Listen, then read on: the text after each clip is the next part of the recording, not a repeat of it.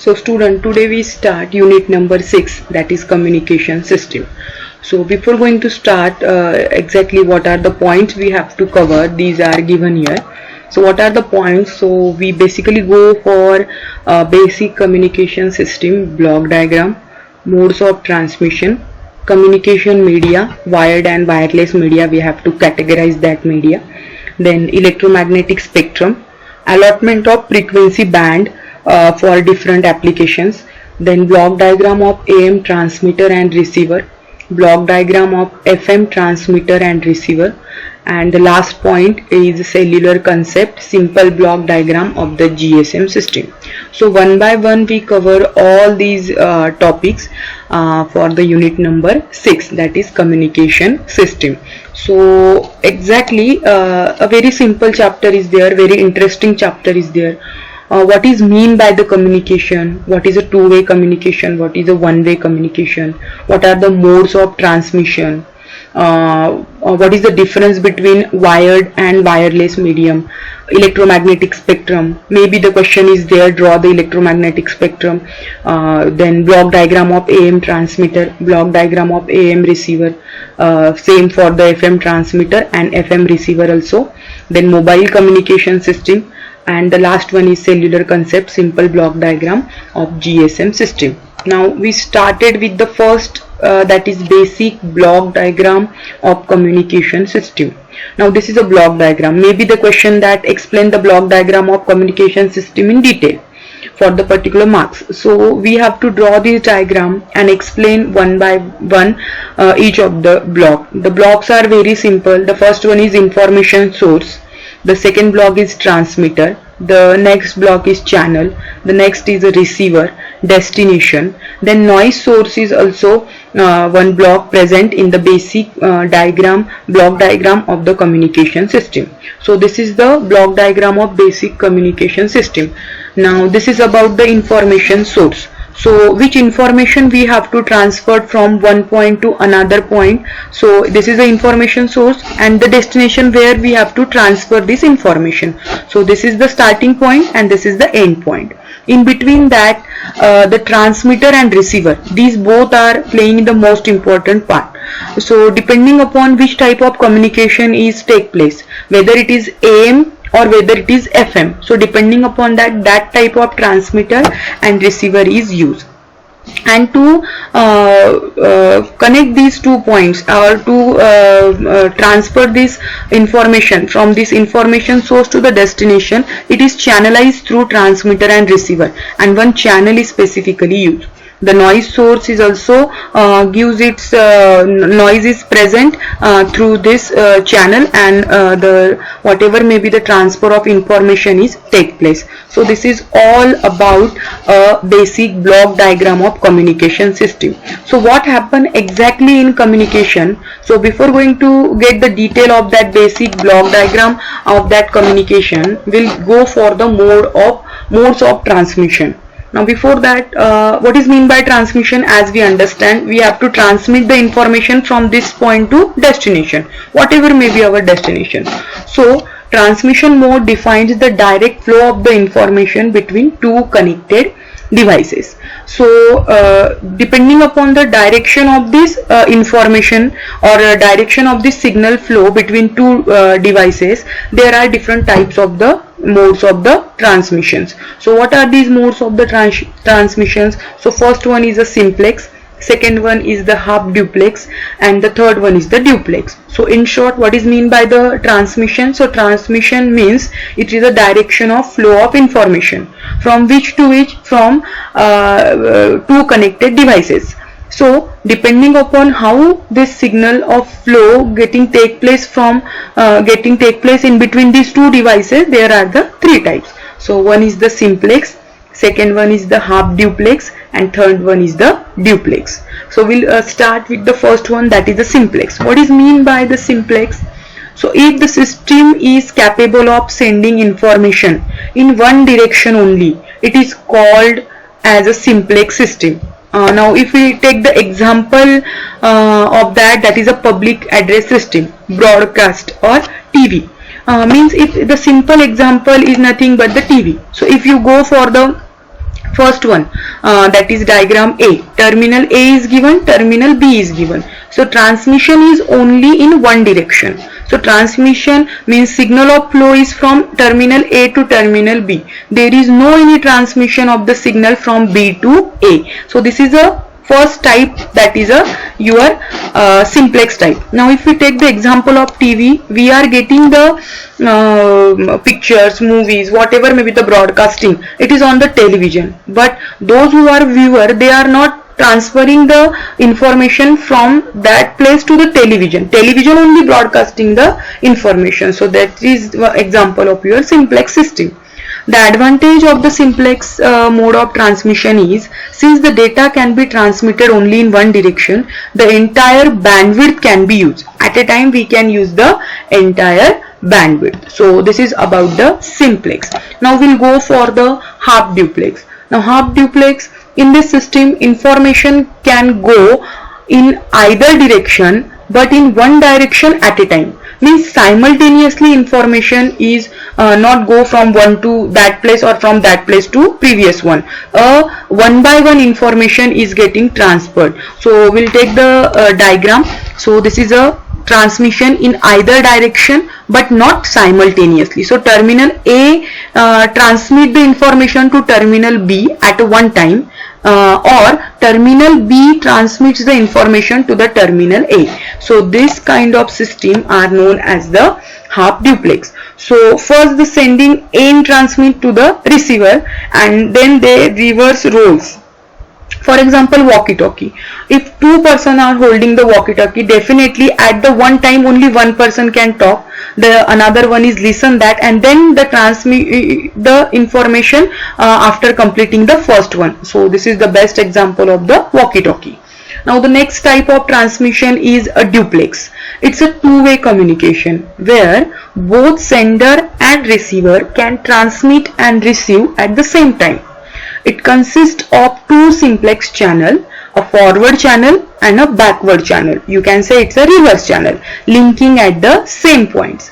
The bandwidth required here is twice as much bandwidth as a half duplex system is used. As we clear the role of the bandwidth in a simplex system also, that in a simplex system whole bandwidth can be utilized, where if we can deal with the duplex system, definitely two-way communication is there, so the bandwidth required is double that of the half duplex system. Now again we follow the diagram. So if we go for the diagram C, that is transmission in both directions simultaneously. So terminal A transmit the information to terminal B, at the same time the terminal B transmit the information to the terminal A also. So this is all about the modes of transmission. So first one is the simplex. Diagram A shows the simplex, then diagram B shows the half duplex, and the diagram C shows the your last, that is a duplex. So we'll deal with the modes of transmission, that is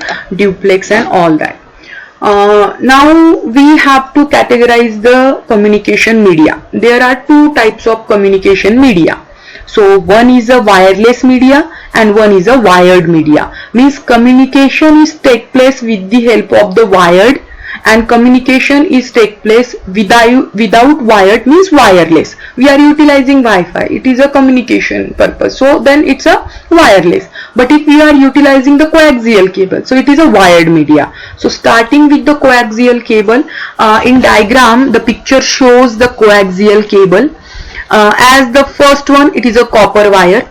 Then the insulator part is given over that copper wire, and next this is cross sections. These are a braided outer conductor, and this last coating cover is a protective plastic covering. Sometimes it use the different kinds of the plastic material. So starting with the copper wire, then it's getting the insulated over it, then over it a braided outer conductor and the protective plastic covering. So this is about the coaxial cable. The bandwidth of the coaxial cable is 300 megahertz, total data rate about 150 Mbps, operate at a distance of 100 km, excellent noise immunity, low losses, technology used in a cable television. So television cable wire, that cable is nothing but a coaxial cable. It look like this type. If in exam there is a question on a wired media, then definitely we go for this coaxial cable, optical fiber. So first one is a coaxial cable. Draw the diagram, give the all names of that particular part and what is the peculiarities of the coaxial cable. The next one is optical fiber. Now what about the optical fiber? It has a cylindrical shape and consists of 3 concentric sections. The first one is core, the cladding section, and the last outing, that is a jacket. It is known as a jacket. Means the different sections of the optical fiber are provided, so we can easily see what is core, what is cladding, and what is jacket.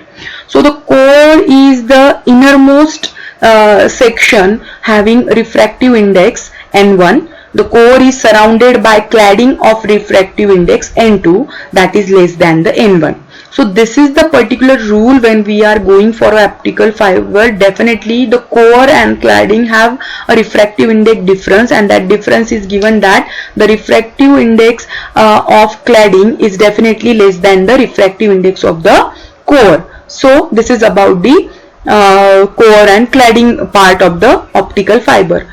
As a consequences, the light is propagated through a multiple total internal reflection, and the core material is usually made up of ultra pure fused silica or glass, and the cladding is either made up of the glass or the plastic. The cladding is surrounded by a jacket made by the plastic, and the jacket is used to protect against moisture, then crushing, any environmental changes or hazards which affect a optical fiber. So this is all about the coaxial cable and optical fiber. So if there is a question on the wired media, you go for these two types, that is a coaxial cable is used in the wired media and optical fiber is also used in the wired media. So this is all about wired media. We again study this in detail in the upcoming lecture. So this is just an idea about the wired and wireless network, so wireless communication. So for the further lectures we also go in detail with all these coaxial cable and optical fibers also. Now we'll deal with the next, that is what is mean by electromagnetic spectrum. This question is also asked in exam. Draw the electromagnetic spectrum. So what is mean by the electromagnetic spectrum? All over frequencies, means in short the entire range of the frequencies is given in this electromagnetic spectrum. So if we go for a particular definition, range of the frequencies that the EM waves can produce oscillation is termed as a electromagnetic spectrum.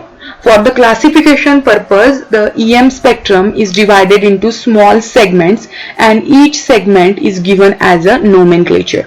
So that segments are clearer in the next PPT. So each range is identified by end frequencies or wavelength that differ by a factor of 10. So this is all about the electromagnetic spectrum.